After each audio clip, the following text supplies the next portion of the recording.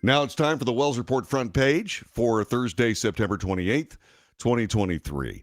In national news, the takeaways on a messy debate is how CNN leads their coverage today. The second 2024 Republican presidential primary debate ended just as it had begun, with former President Donald Trump, who hadn't appeared alongside his rivals on stage in any debate, as the party's dominant front-runner.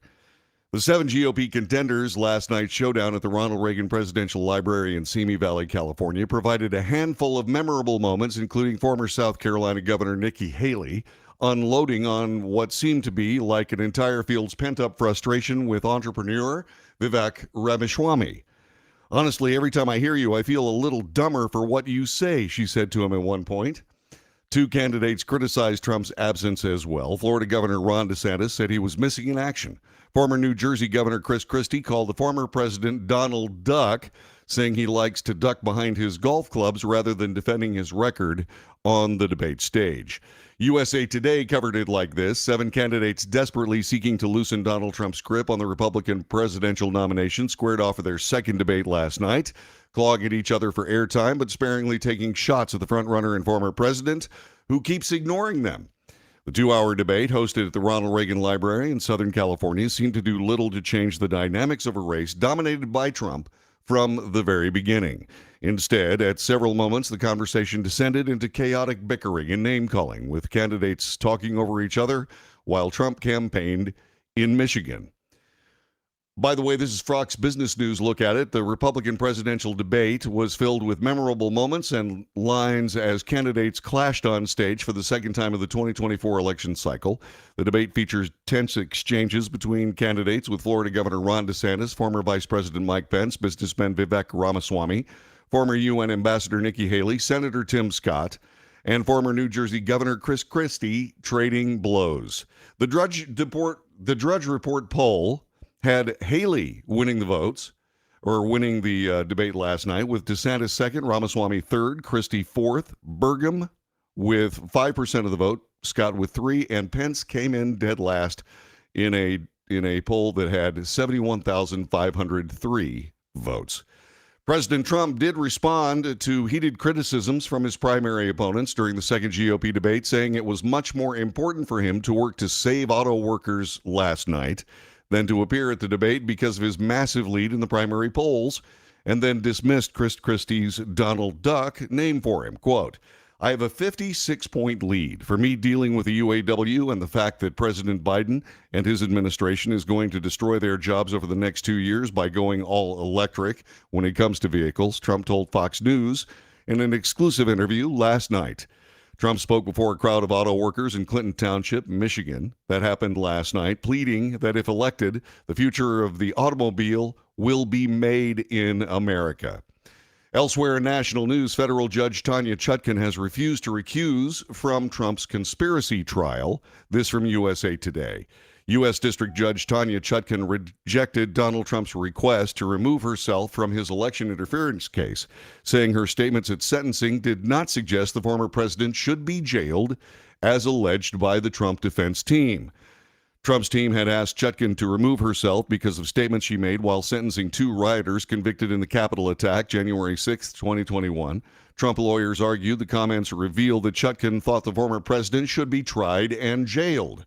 But Justice Department lawyers said Chutkan had not shown bias against Trump when she was rejecting pleas for leniency from rioters who blamed others for their actions. The lawyers argued Trump was cherry-picking quotations from the sentencing hearing. As we just discussed, the Biden impeachment committee begins their work today. They're going to call witnesses. This from Roll Call. House Republicans plan to have 3 witnesses testify today at their first hearing on the impeachment investigations of President Joe Biden, with conservative lawmakers saying that they will be used to outline the basis for their high-profile probe. The House Committee on Oversight and Accountability said the hearing would examine the value of an impeachment inquiry and outline information regarding President Biden. Democrats dismissed the inquiry as baseless. Committee Chairman James Comer of Kentucky said in an interview yesterday, the committee will go over all the evidence they've accumulated so far. The discussion will include information he released that the committee shows that President Biden's son, Hunter, received payments that originated from Chinese nationals, information Speaker McCarthy mentioned at a press conference on Tuesday. Comer, in announcing the hearing, said the panel will hear from experts about crimes the Bidens may have committed. The committee announced that witnesses will be Bruce Dubinsky, a forensic accountant, Eileen O'Connor, a former assistant attorney general of the Justice Department's tax division, and Jonathan Turley, a legal scholar and college professor who has testified in the previous impeachment inquiries. By the way, House Republicans have revealed hundreds of internal IRS Biden documents. CNN reports the documents released yesterday by House Republicans shed new light on how two IRS agents who investigated Hunter Biden felt that they had hit roadblocks whenever President Biden's name came up in the criminal probe. Also, some of the email exchanges Republicans cite as evidence of a DOJ effort to protect Joe Biden and interfere with the Hunter Biden probe occurred during Donald Trump's presidency, and while Bill Barr was the Attorney General. The roughly 700 pages of internal government documents became public after a party line vote by the House Ways and Means Committee. The trove includes emails among IRS agents and Justice Department prosecutors, internal IRS reports, transcripts of interviews with witnesses in the criminal probe, handwritten notes from the meetings, and much more. In news of the states this morning, Hawaii, the Maui residents from Lahaina and elsewhere are seeking accountability from Washington, this being reported by USA Today. At a restaurant table a couple of miles south from the U.S. Capitol, a group of 8 grieving family members and survivors of the Maui wildfires for the first time met as they flew in from across the country to get some answers. The group came together in the last few weeks with one commonality. The Lahaina fire left a permanent imprint on their lives. Now, they were seeking answers as to whether the fatal disaster last month could have been prevented. Quote, "I feel like we bonded in a way you can't explain," unquote, said Kathleen Henricks, whose sister died in the fire disaster last month. And now that bond, the impact of the tragedy on their families, will be center stage in Washington. The U.S. House Energy and Commerce Subcommittee on Oversight and Investigations is conducting a hearing today to investigate Hawaiian Electric's possible role in the fires. Shali Kimura, she is the CEO and president of the utility company, along with executives from the Hawaii Public Utilities Commission and the Hawaii State Energy Office, are all expected to testify.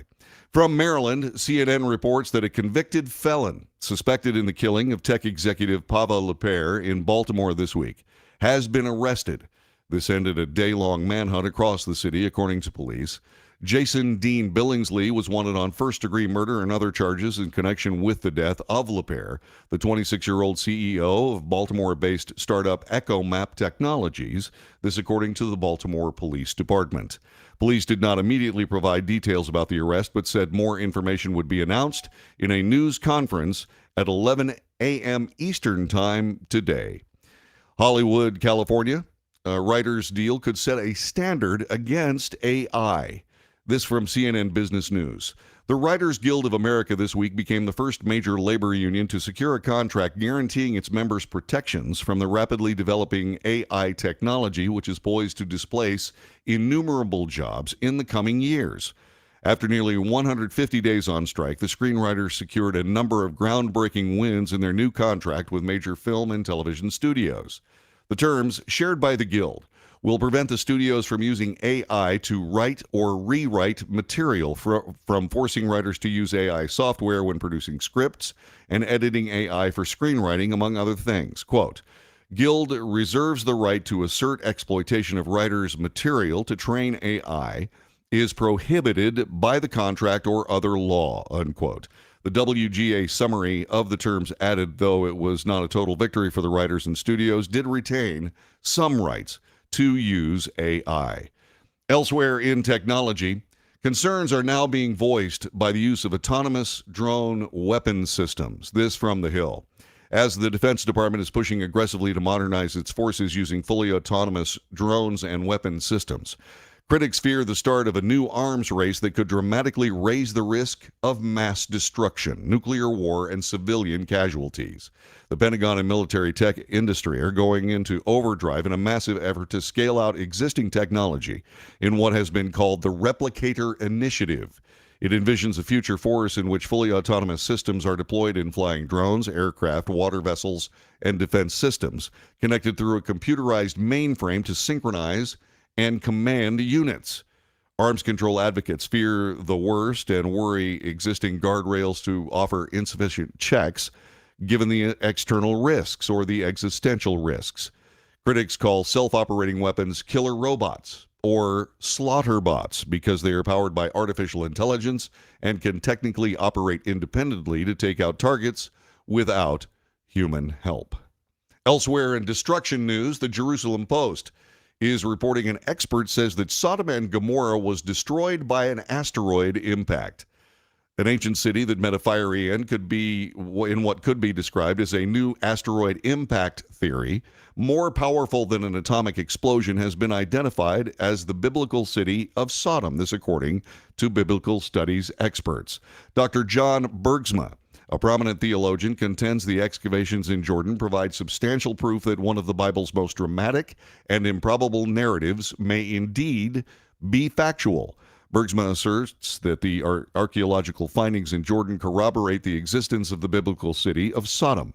Prior research has already indicated that the ancient city of Tel al-Haman, located in the southern Jordan Valley, suffered a catastrophic fate, a revelation that Dr. Bergsma, a theology professor at Ohio's Franciscan University, believes aligns with the biblical account. As per the book of Genesis, God unleashed brimstone and fire on the cities of Sodom and Gomorrah in response to the sins of their inhabitants, resulting in complete obliteration. Similar destruction patterns were uncovered at Tel al-Haman, leading Bergsma to reevaluate the credibility of the biblical narrative. He said he pointed to signs of extreme heat detected on skeletons and pottery fragments unearthed by archaeologists, suggesting a possible impact from an asteroid. And finally, out of Florida, the lucky player who won the $1.6 billion Mega Millions prize has stepped forward to claim his winnings according to the Florida lottery. Unfortunately, nobody knows who that person is. He or she won the $1.6 billion in a supermarket in Neptune Beach, Florida. We'll have more information in about 90 days because that's when the name can be announced. And that is today's front page.